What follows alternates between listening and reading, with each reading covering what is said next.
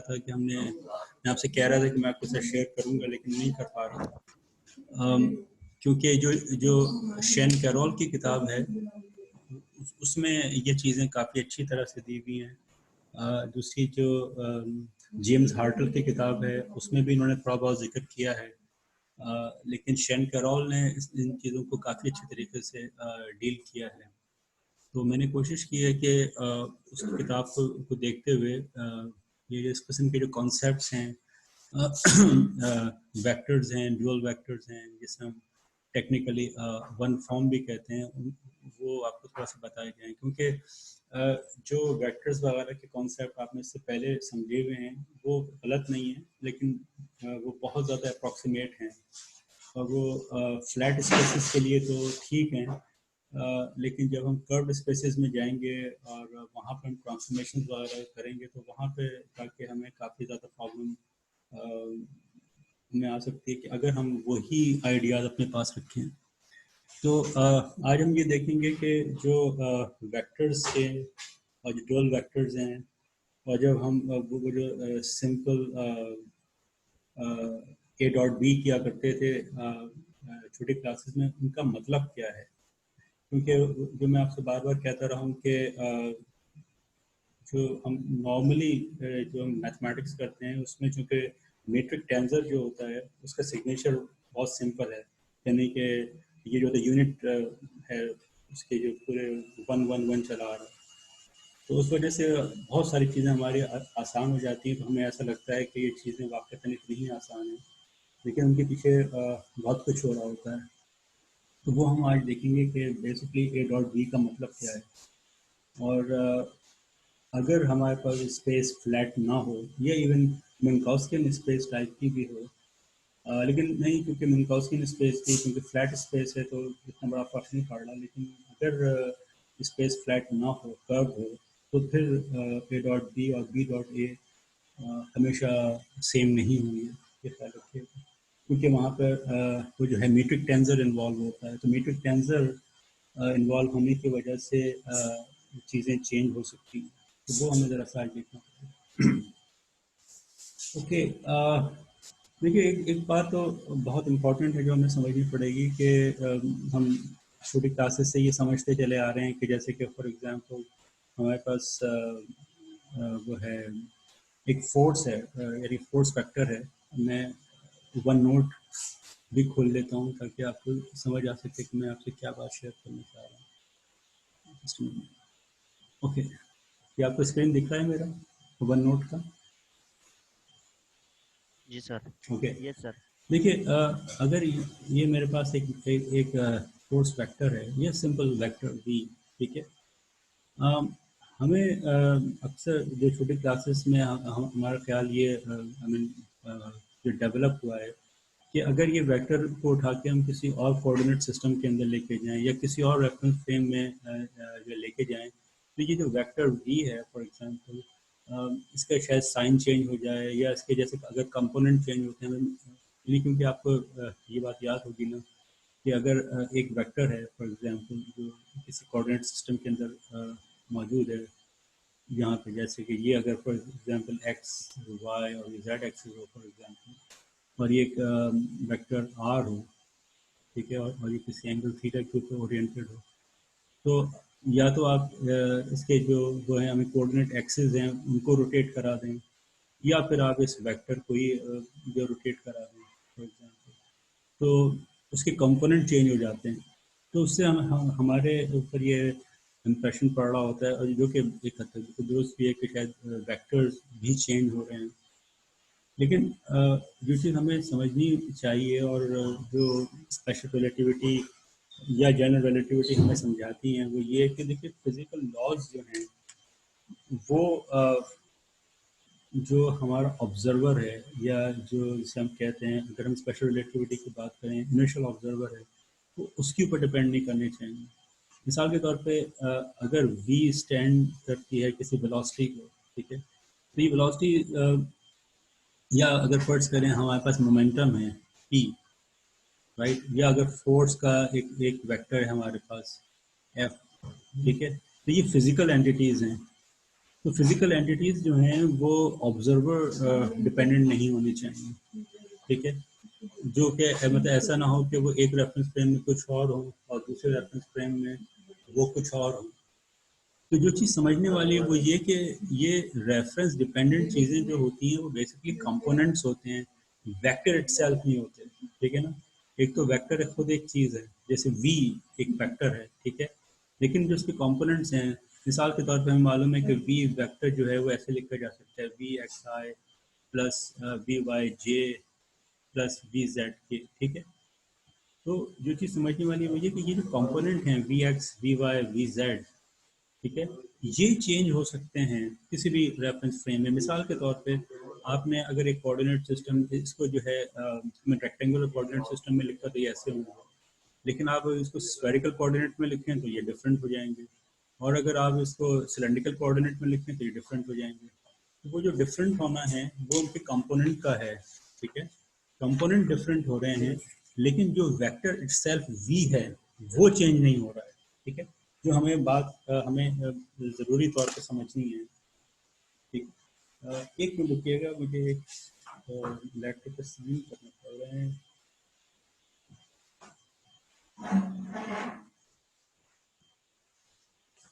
ठीक है। तो ये ख्याल रखिएगा कि जो वेक्टर वी है फॉर एग्जांपल वेलोसिटी का, वो उसका जो एसेंस है एक रियलिटी का या फिजिकल सेंस, वो इस पे डिपेंड नहीं कर रहा कि आप उसको रेक्टेंगुलर कोऑर्डिनेट सिस्टम में लिखें, स्फेरिकल कोऑर्डिनेट में लिखें, सिलेंड्रिकल कोऑर्डिनेट में लिखें, या किसी और बहुत ही जर्नलाइज किस्म के कोऑर्डिनेट सिस्टम में लिखें। It doesn't depend on that thing. We एक एंटिटी है, इस तरह मोमेंटम है, फोर्स है, एंड सो ऑन, ठीक है। तो ये चीज़ आप हमें समझनी है कि जो चीज़ चेंज हो रही है वो बुनियादी तौर पर कंपोनेंट्स हैं, not the vector itself. Vectors जो हैं वो एक इनवेरिएंट क्वांटिटी है, मतलब वो एक फिजिकल रियलिटी है, और वो कोऑर्डिनेट सिस्टम के ऊपर डिपेंड नहीं कर रही है, ठीक है। ये चीज़ हमें बहुत अच्छी तरह समझनी है। ओके, अगर ये बात समझ में आ गई, और क्योंकि देखिए बाज़ दफ़ा हम ऐसी चीज़ें भी उनमें लिखते हैं कि जो कि स्पेस टाइम डिपेंडेंट नहीं होती। मतलब अभी जैसे हमने फोर्स का जिक्र किया, फोर्स के अंदर हमें मालूम है कि वो for example M times acceleration होती है, तो एक्सेलरेशन के अंदर हमें मालूम है एक्स और टी मौजूद हैं, तो फोर्स जो है वो एक स्पेस टाइम वेक्टर है। इसी तरह मोमेंटम है, ठीक है, वेलोसिटी है, उसमें स्पेस टाइम मौजूद है। लेकिन हम हमारे पास कुछ ऐसे वेक्टर्स भी तो आ सकते हैं ना कि जो कि इस पे डिपेंड ना करते हो। मिसाल के तौर पर इलेक्ट्रिक फील्ड है, इलेक्ट्रिक फील्ड का स्पेस टाइम से सच कोई ताल्लुक नहीं है, तो उससे एक इंडिपेंडेंट चीज़ है, ठीक है। तो ये वो सारी चीज़ें जो हमें बता रही हैं कि ये कोऑर्डिनेट के ऊपर चीज़ें डिपेंड नहीं करनी चाहिए, ये इस पे डिपेंड करेगा। यानी कि वो एक फिजिकल रियलिटी रखती है, उनके कंपोनेंट चेंज हो सकते हैं, but they themselves will not change. अब ज़रा सा आगे हम जाके देखते हैं कि ये जो मैंने अभी आपसे कहा, कोई मैंने यहाँ पे लिखने की कोशिश की कि please note that vector itself is invariant under coordinate changes, sometimes hard to visualise. लेकिन जो वो है कंपोनेंट्स हैं वो चेंज हो सकते हैं। लेकिन जो इसमें बहुत इंपॉर्टेंट चीज़ हमारे समझ में आती है वो ये है, जो हमें देखनी पड़ेगी कि देखिए जो हमें हमारे लिए ज़्यादा एक चैलेंजिंग चीज़ होगी कि हम अब तक ये समझते आए हैं कि वेक्टर्स जो हैं वो असल में दो पॉइंट्स के दरमियान का डायरेक्टेड डिस्टेंस होते हैं, ठीक है, यही हम समझते आए हैं, और इसकी वजह से हम एरोहेड भी लगा देते हैं। लेकिन जो चीज़ हमें समझनी है वो ये कि ये हमेशा ऐसा नहीं होगा, क्योंकि जब हम चलें, बल्कि ये कहना चाहिए कि अगर हम इस डेफिनेशन को के ऊपर भी हम स्टिक करें कि वेक्टर्स जो हैं वो डायरेक्टेड स्ट्रेट लाइंस हैं, ठीक है। तो अब सवाल ये पैदा होगा कि जब हम कर्व्ड स्पेसेस में जाएं तो वहाँ पर हम वेक्टर्स को कैसे डिफाइन करेंगे, ठीक है। तो मैं आपसे साथ दोबारा वन नोट शेयर करता हूँ और कुछ फिगर्स आपको बना के दिखाता हूँ कि जो जहाँ पर हमें सही मानों में प्रॉब्लम पेश आ सकती है। मिसाल के तौर पे अब देखिए एक सेकंड नीचे लेकर आऊँ। ओके, देखिए हम नॉर्मली समझते हैं कि ये 2 पॉइंट्स हैं, इन 2 पॉइंट्स को हमने एक डायरेक्टेड लाइन से मिला दिया तो ये वेक्टर बन गया, फाइन। लेकिन अगर फर्ज करें कि हमारे पास एक कर्व सरफेस हो, जैसे कि ये स्फेयर है, ठीक है। अब स्फेयर पे हर पॉइंट पे इसका कर्वेचर चेंज हो रहा है, ठीक है। तो ऐसी किसी सरफेस के ऊपर हम वेक्टर्स को इस कॉन्सेप्ट के साथ कि वो डायरेक्टेड लाइंस होती हैं 2 पॉइंट्स के दरमियान, इसको हम किस तरीके से डिफाइन करेंगे, ठीक है। मिसाल के तौर पे एक पॉइंट हमने ये ले लिया, ठीक है, एक पॉइंट हमने फर्ज करें कि ये ले लिया, ठीक है। तो आप देखेंगे बीच में इतना बड़ा कर्वेचर मौजूद है। अब आप अगर इस वेक्टर को लेके यहाँ आना चाहेंगे तो ये तो काम नहीं चल सकता। तो इस वजह से क्या होता है कि मैथमेटिशियंस ने ये चीज़ डिफाइन की, उन्होंने कहा कि हम ये करते हैं कि हर पॉइंट पे, जैसे कि ये एक पॉइंट है फॉर एग्जांपल, इस पॉइंट पर उन्होंने एक टेंजेंट प्लेन ड्रॉ किया मिसाल के तौर पर, ठीक है। अ, ये चलिए मैं इसको दोबारा बनाता हूँ, मैंने इतना सही नहीं बनाया इसको, let me draw it again. इसको तो मैं ये पूरा करूँ, ठीक है। तो मैंने कहा फर्ज करें कि ये वो पॉइंट है और हमने ये किया कि एक टेंजेंट प्लेन हमने ड्रॉ किया, ठीक है। ये टेंजेंट प्लेन से हमारी मुराद क्या है कि फर्ज करें कि ये कर्व है, ठीक है। इस कर्व के ऊपर आप जानते हैं कि टेंजेंट का मतलब क्या होता है। टेंजेंट एक ऐसी लाइन होती है जो किसी कर्व पे एक पॉइंट से को टच कर रही है, ठीक है।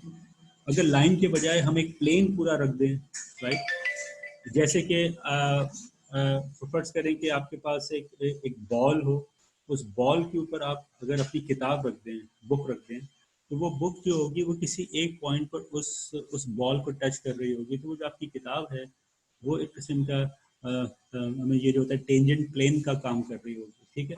अगर इसी तरह ये कर्व है हमारे पास, तो इसके ऊपर हमने अगर एक प्लेन उठा के रख दिया, तो वो जो पूरा प्लेन है, राइट, वो टेंजेंट प्लेन का काम कर रहा है। अगर एक लाइन टच कर रही हो तो हम उसको जस्ट टेंजेंट कह देते हैं, और अगर वो पूरा प्लेन हो तो हम उसको टेंजेंट प्लेन कह देते हैं। तो हम ये अज्यूम करते हैं कि ये जो पूरा प्लेन होता है, जिसको हम नॉर्मली टीपी से नाम से जाहिर करते हैं, टेंजेंट प्लेन, तो ये पूरा टेंजेंट प्लेन है। और उस टेंजेंट प्लेन के ऊपर, और यकीनी तौर पर ये टेंजेंट प्लेन जो है वो बहुत बड़ा नहीं होता, छोटा सा होता है, राइट। और उस टेंजेंट प्लेन में हम अपने वेक्टर्स डिफाइन कर सकते हैं, ठीक है। और वो वेक्टर्स किसी भी आई मीन डायरेक्शन के अंदर हो सकते हैं, ज़रूरी नहीं है कि वो किसी पर्टिकुलर डायरेक्शन में हो, I mean they can have any direction, ठीक है। अच्छा, अब सवाल ये पैदा होता है कि एक पॉइंट तो हमारे पास ये था, यहाँ हमने टेंजेंट प्लेन डिफाइन कर दी।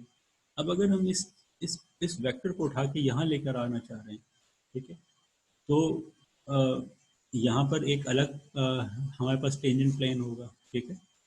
तो अभी बीच में कर्व मौजूद है, तो इसका मतलब ये है कि जिस तरह हमारे पास अगर स्पेसेस फ्लैट हों, तो मैंने जैसे कहा था कि चाहे आपके पास वेक्टर इस तरह से मौजूद हो, तो उसको यहाँ से उठा के यहाँ लेके आने में कोई प्रॉब्लम नहीं होगी, ठीक है। आपने तो यहाँ से उठाया और यहाँ उठा के ले रख दिया, क्योंकि स्पेसेस फ्लैट हैं।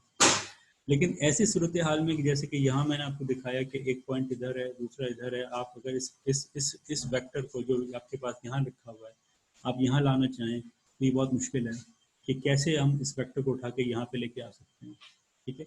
तो चूंकि हमारा वास्ता जनरल रिलेटिविटी में कर्व स्पेसेस से पढ़ रहा है, अगर हम अपनी फोर्स को या मोमेंटम को जो किसी एक पॉइंट पर हमें डिफाइन किए है, उसको उठा के किसी दूसरे पॉइंट पर दिखाना चाहेंगे, तो बीच में कर्वेचर मौजूद है, तो वो हम नहीं कर सकेंगे, ठीक है। तो इसका मतलब है कि हमें कोई ऐसे तरीके डिवाइस करने पड़ेंगे कि जो अ, हमारे पास अगर हम सरफेसेस में या स्पेसेस में कर्वेचर मौजूद भी हो, तो उसके बावजूद वो 2 पॉइंट्स पर मौजूद जो वेक्टर्स हैं जो कि किसी टेंजेंट प्लेन में होंगे, उनको आपस में कनेक्ट कर सके, ठीक है, राइट।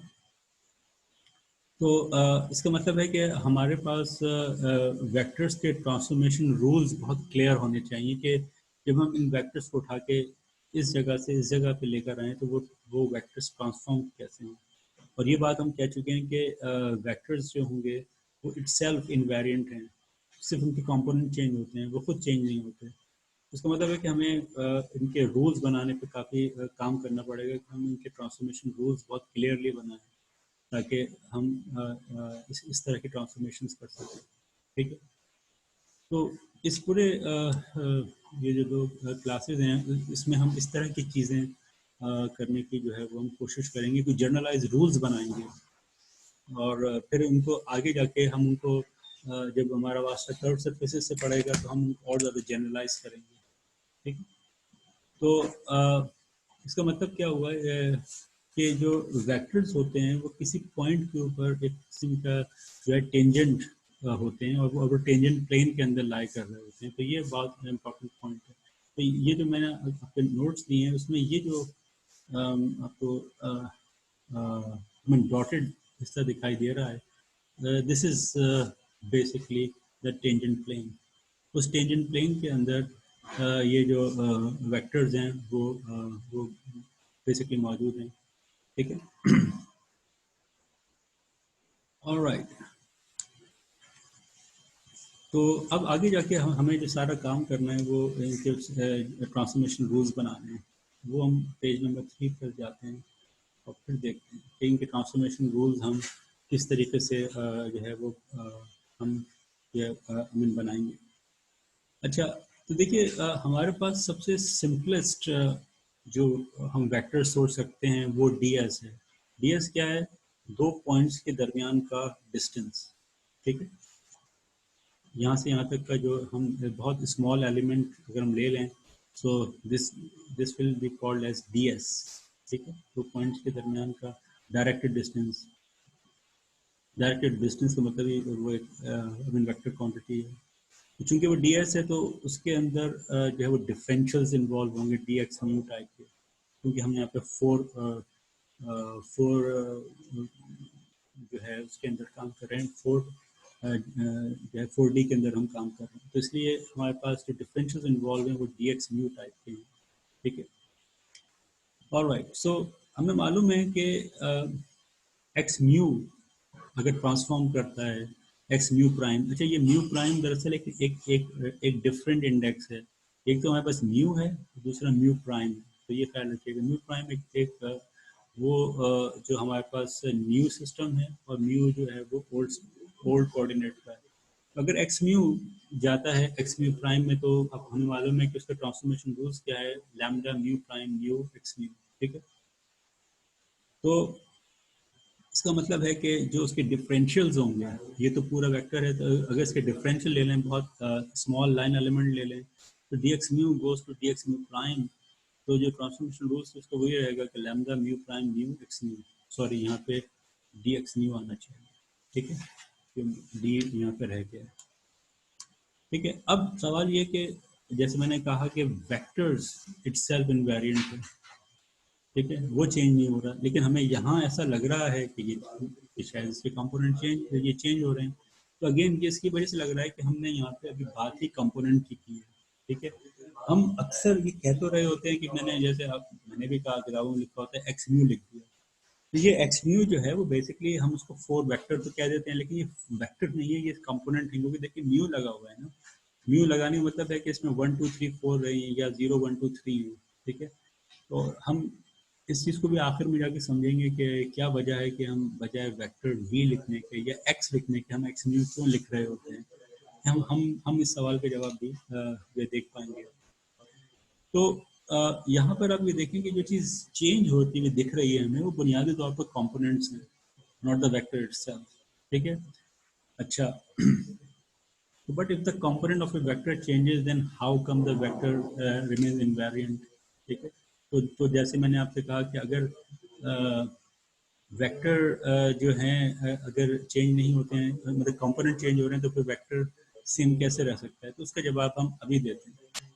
देखिए, जहाँ पे मैंने एक वो जो वेक्टर है ds मैंने लिखा है, ds इज इक्वल्स टू, हम किसी भी वेक्टर को खोल सकते हैं dx म्यू ई म्यू। अच्छा, देखिए ये क्या है, dx म्यू कंपोनेंट्स हैं और ई म्यू बेसिस वेक्टर्स हैं। हम इस नोटेशन से वाकिफ हैं। अभी जैसे थोड़ी देर पहले मैंने आपके सामने लिखा था कि ये v है और वो कैसा होता था vx। ठीक है, i V Y J plus V Z K. तो ये आई जे के इसमें क्या थे, बेसिस वेक्टर्स थे, और V X V Y V Z क्या थे, ये कंपोनेंट्स थे। तो ये एग्जैक्टली वही चीज़ लिखी हुई है। अच्छा, आपने यहाँ पे एक चीज़ और नोट की होगी, देखिए यहाँ म्यू म्यू मौजूद है, ये सम हो रहे हैं, और सम होने की वजह से डीएस के ऊपर कोई इंडेक्स नहीं है। तो याद रखिएगा यहाँ पे डीएस जो है वो वेक्टर है, और चूंकि मैंने आपसे कहा कि वेक्टर इनवेरिएंट है, तो इनवेरिएंट होने के लिए ज़रूरी है कि उनके ऊपर कोई इंडेक्स नहीं होना चाहिए। अगर इंडेक्स होगा तो फिर वो, इसका मतलब वो कंपोनेंट है, राइट। तो components basically D X mu हैं, ये कंपोनेंट हैं, ये बेसिस वेक्टर्स हैं। तो ये क्वेश्चन थोड़ी सी हमें नई लग रही है, लेकिन अगर आप उससे पुरानी जो हमारी नॉलेज है उस पर उसको कंपेयर करें तो ये एग्जैक्टली वही चीज़ है, लेकिन ज़रा सा लिखने का तरीका उसका जो है डिफरेंट है। मतलब आप अगर हम उसको कोऑर्डिनेट एक्सिस में बनाएं तो ये x1 है ये, ठीक है, और यहाँ x2 आ गया, ये स्क्वायर नहीं है, सॉरी, ये स्क्वायर नहीं है, बल्कि ये सेकंड एक्सिस है। तो इसकी करस्पॉन्डिंग बेसिस वेक्टर्स आप इस पर चाहें तो आई कह दें, राइट, ई आई, या E1 कह दें, और इसको आप EJ या E2 कह दें, ठीक है, राइट। तो ये कंपोनेंट हो गया और ये बेसिस वेक्टर्स हो गया।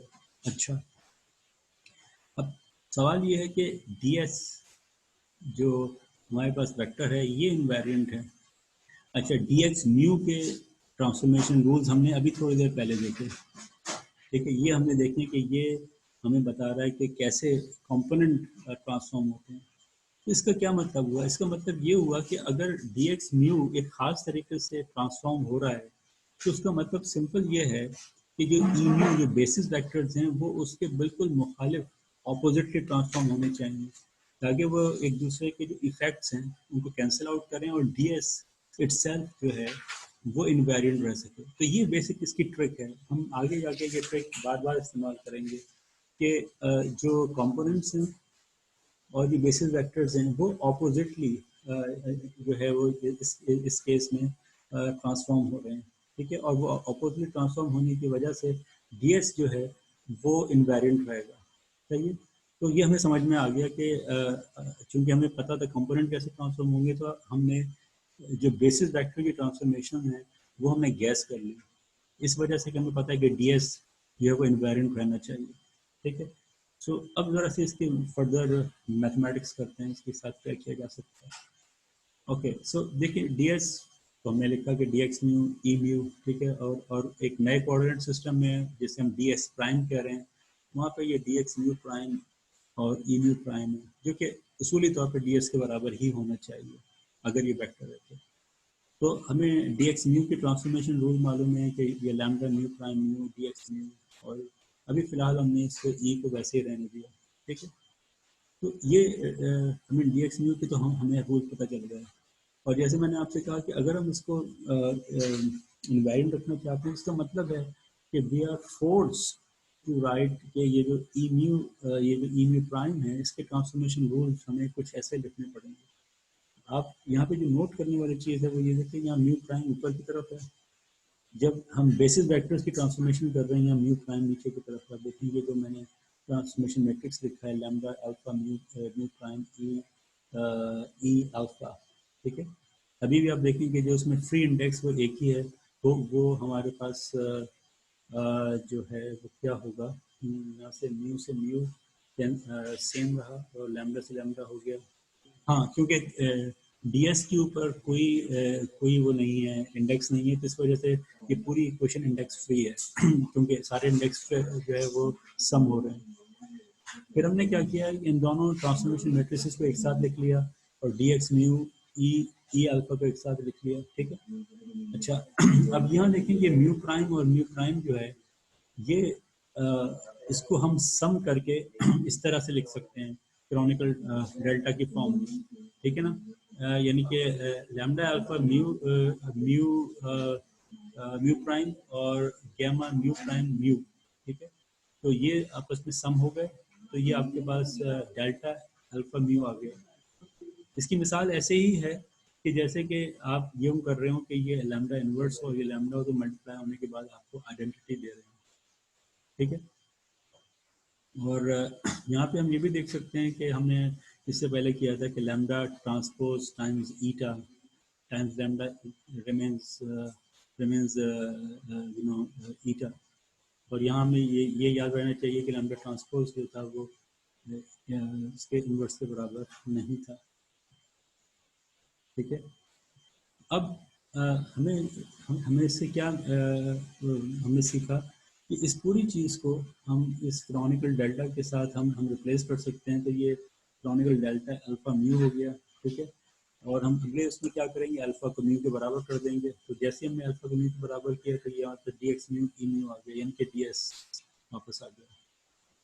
राइट। तो इसका मतलब है कि ये ट्रांसफॉर्मेशन का जो तरीका है वो सही तरीका है, क्योंकि हमने यहाँ देखा कि जो हमारे पास जो नए कोऑर्डिनेट सिस्टम थे उसमें भी जो वेक्टर है उसकी फॉर्म बिल्कुल वैसे की वैसे रही जैसे कि ओरिजिनल इसके अंदर कोऑर्डिनेट सिस्टम के अंदर थी। ठीक है।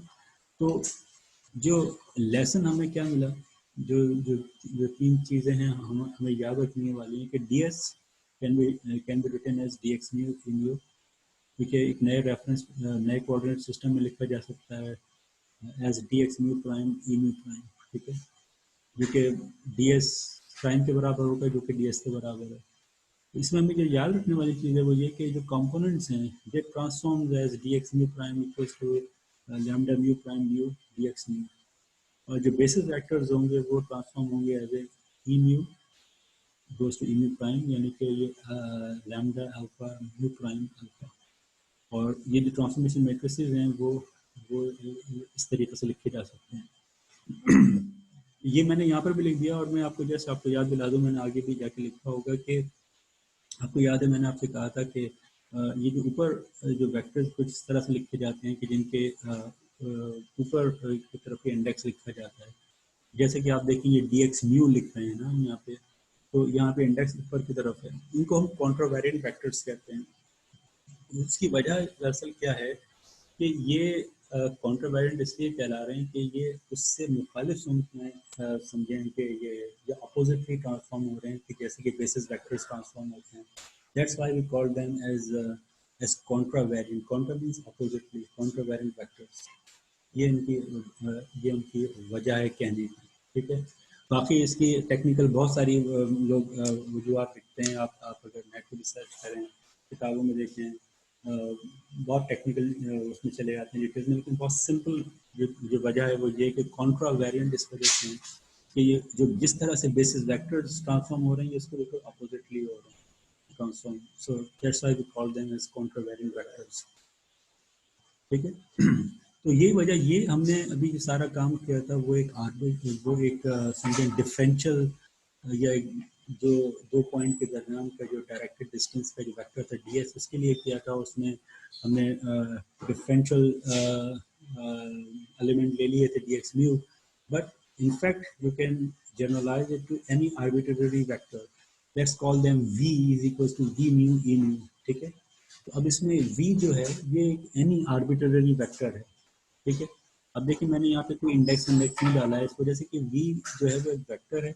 ठीक है। May be a velocity vector, right, may be some force vector और ए फोर मोमेंटम वेक्टर, और वो किसी भी कोऑर्डिनेट सिस्टम में वो v का v ही रहेगा। जो चीज़ चेंज हो रही होगी वो इसके कंपोनेंट्स हैं v म्यू या e म्यू। अब अगर आप इसको फॉर एग्जांपल जो हमारा रेक्टेंगुलर कोऑर्डिनेट सिस्टम है उसमें आप ले रहे होंगे तो e जो है उसका मतलब आई जे के होगा।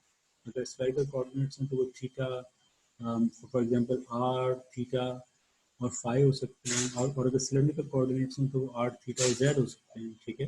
पर इट डजंट मैटर, v एक फिजिकल क्वांटिटी है, वो इंडिपेंडेंट है कि आप किस कोऑर्डिनेट सिस्टम में डिफाइन कर रहे हैं।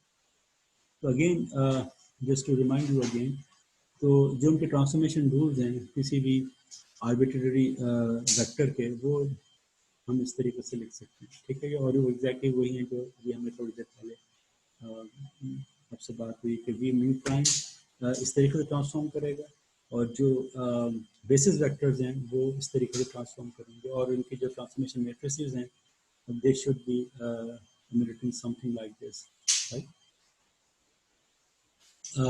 यहाँ तक पे कोई आपको सवाल आप करना चाहें इससे पहले कि हम जो डुअल वेक्टर्स हैं या वन फॉर्म की तरफ जाएं? Any question? होना तो चाहिए। सर ये कंट्रावेरिएंट और कोवेरिएंट ये भी दोनों एक दूसरे के अपोजिट होते हैं? देखिए, अभी मैंने कोवेरिएंट की बात नहीं की, मैं सिर्फ कॉन्ट्रावेरिएंट का फर्क बताने की कोशिश की है मैंने कि कॉन्ट्रावेरिएंट हम इसलिए कह रहे हैं कि उन वेक्टर्स के जो कंपोनेंट्स हैं वो अपोजिटली ट्रांसफॉर्म हो रहे हैं, जैसे कि उनके वो जो होते हैं, I mean basis vectors transform होते हैं, वो उसके अपोजिटली ट्रांसफॉर्म हो रहे हैं। इस वजह से मैंने कॉन्ट्रावेरिएंट किया। अभी मैंने कोवेरिएंट वेक्टर्स की बात नहीं की है, वो हम आगे जाके देखेंगे कि कोवेरिएंट वेक्टर्स से हमारा मतलब क्या है। ठीक। और कोई इसके मुताबिक सवाल? क्योंकि अभी वैसे भी ये वाली सेशन ख़त्म होने को आ रहा है, तो अगर कोई सवाल है तो आप अभी कर लें ताकि हम अगले सेशन में फिर ये डुअल वेक्टर्स वगैरह को हम करें डिस्कस। बल्कि एक अच्छी एग्जांपल भी मैंने इसमें ऐड की हुई है, जो आपको मेरा ख्याल है काफ़ी इंटरेस्टिंग लगेगी, तो वो आपको क्लियरली आइडिया देगी कि वेक्टर्स इटसेल्फ वेक्टर्स ही रहते हैं, कंपोनेंट चेंज होते हैं। कोई सवाल है जहन में आपको?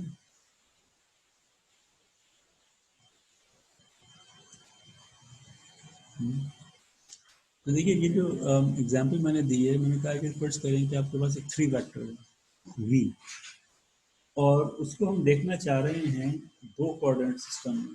फर्स्ट करें कि एक कोऑर्डिनेट सिस्टम हमारे पास वही जो नॉर्मल रेक्टेंगुलर कोऑर्डिनेट सिस्टम है एक्स वाई का, ठीक है, और दूसरा एक ऐसा सिस्टम है जो कि 90 डिग्री के ऊपर रोटेटेड है, ठीक है।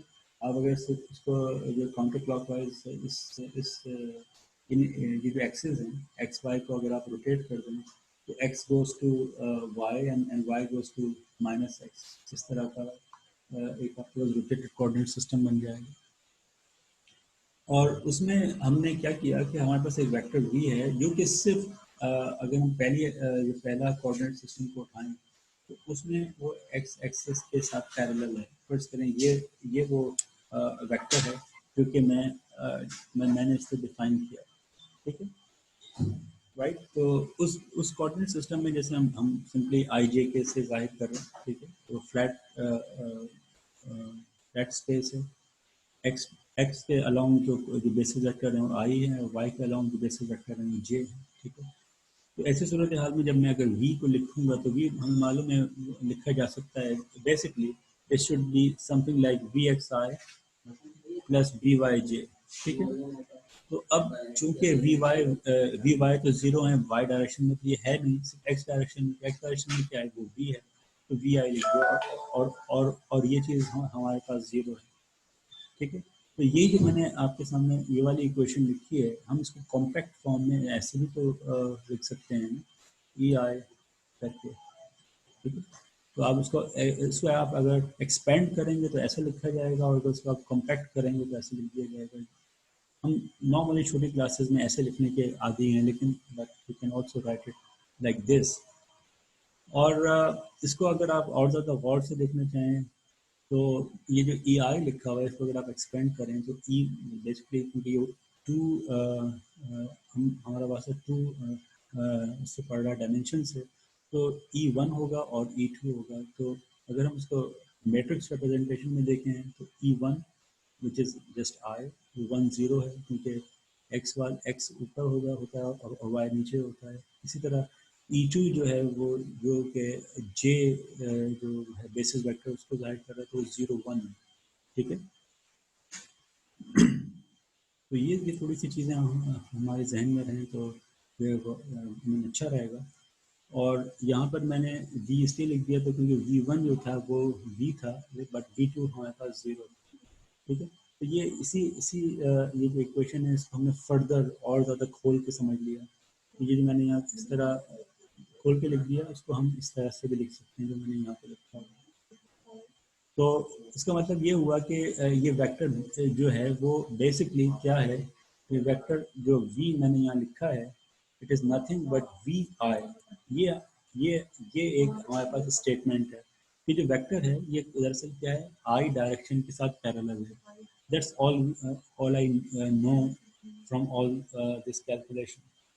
अब अगर हम ये देखें कि इसको एक नए कोऑर्डिनेट सिस्टम में देखें क्योंकि रोटेटेड है, ठीक है, हमें मालूम है कि ये हमने यहाँ पे किया क्या है, हमने यहाँ पे इसको रोटेट कराया 90 डिग्रीज पे, और हमें मालूम है कि जो रोटेशनल मैट्रिसेस हैं वैसे लिखे जा सकते हैं cos 90 sin 90 minus sin 90 degrees cos 90 degrees, तो cos 90 0 होता है तो 91 sin 91 होता है, और माइनस sin 90 -1 और 0। ये कंपोनेंट हमारे पास R11 कंपोनेंट है, ये R12 है, ये R21 है और R22 है। तो ये हमारे पास वो ट्रांसफॉर्मेशन मैट्रिक्स है जो अगर हम इस पर V पे अप्लाई करें तो ये हमें एक नए कोऑर्डिनेट सिस्टम में, जो कि रोटेटेड कोऑर्डिनेट सिस्टम है, हमें इसके अंदर उठा के ले जाएगा, ठीक है। अच्छा, but to describe V in the new coordinate system, we must rotate the component by 90 degrees, ठीक है। हमें अगर उसको उठा के नए नए उसमें लेके जाना है, हमें इसका मतलब है कि इस ये जो हमने यहाँ पे जो वो देखा है, ये ट्रांसफॉर्मेशन मैट्रिक्स देखा है, इसको जो है वो हम इस पे लगाएंगे, जब इसको लगाएंगे तो भी तभी ऐसा होगा ना कि जब वो यहाँ पे जाएगा, ठीक है। तो हमने क्या किया, अपने एक्सिस को रोटेट कराया, और रोटेट कराने का तरीका क्या है, वो ये है कि हम ये ट्रांसफॉर्मेशन मैट्रिक्स इस पे लगाएं, ओल्ड कोऑर्डिनेट्स पे लगाएं, ताकि वो उठा के वो नए कोऑर्डिनेट में ले जाए, ठीक है। तो जब हम जो उसका पहला कंपोनेंट देखना चाहेंगे, यानी कि V1 प्राइम देखेंगे, तो कैसे लिखा जाएगा, R1 prime 1 V1 plus R1 prime 2 V2। इसी तरह जो V2 होगा, V2 प्राइम बराबर होगा R2 प्राइम 1 V1 और R22 V2, ठीक है। तो ये R11 R12 R21 और ये कहाँ से आ रही है, हमारे पास यहाँ से इंफॉर्मेशन आ रही है, ठीक है ना। तो R11 0 है, R12 1 है, R21 -1 है और R22 0 है, ठीक है। तो अगेन हमारे पास जवाब क्या आ रहा है, -V आ रहा है, क्योंकि R11 0 है। अच्छा, V2 0 है हमारे पास, तो हमने इससे पहले ही देख लिया है, और R21 -1 है और V1 1 है, ठीक है, और बाकी R22 0 है, तो सिर्फ हमारे पास -V ही बच रहा है, ठीक है, सही है। अच्छा, लेकिन हमें ये बात मालूम है ना कि जिस तरीके से वेक्टर ट्रांसफॉर्म हो रहा है, बेसिस वेक्टर उसके बिल्कुल मुखालिफ ट्रांसफॉर्म होते हैं, ठीक है। तो बेसिस वेक्टर को ट्रांसफॉर्म कराने के लिए हमें -90 डिग्रीज पे उसको रोटेट कराना पड़ेगा। जब आप -90 डिग्री पर रोटेट कराएंगे बेसिस वेक्टर्स को, तो वो माइनस साइन उठ के यहाँ से यहाँ आ जाएगा, जो कि यहाँ आ गया, ठीक है। तो ये हमारे पास बेसिस वेक्टर की ट्रांसफॉर्मेशन का आ गया मैट्रिक्स, ठीक है। इससे पहले कौन सा आया था, उससे पहले वो आया था जिसमें हम कंपोनेंट को ट्रांसफॉर्म करा रहे थे, अब हम बेसिस वेक्टर को ट्रांसफॉर्म करा रहे हैं, ठीक है। मैं यहाँ रोक रहा हूँ क्योंकि ये सेशन खत्म होने वाला है, हम इसको अगले सेशन से इसको दोबारा से टेकअप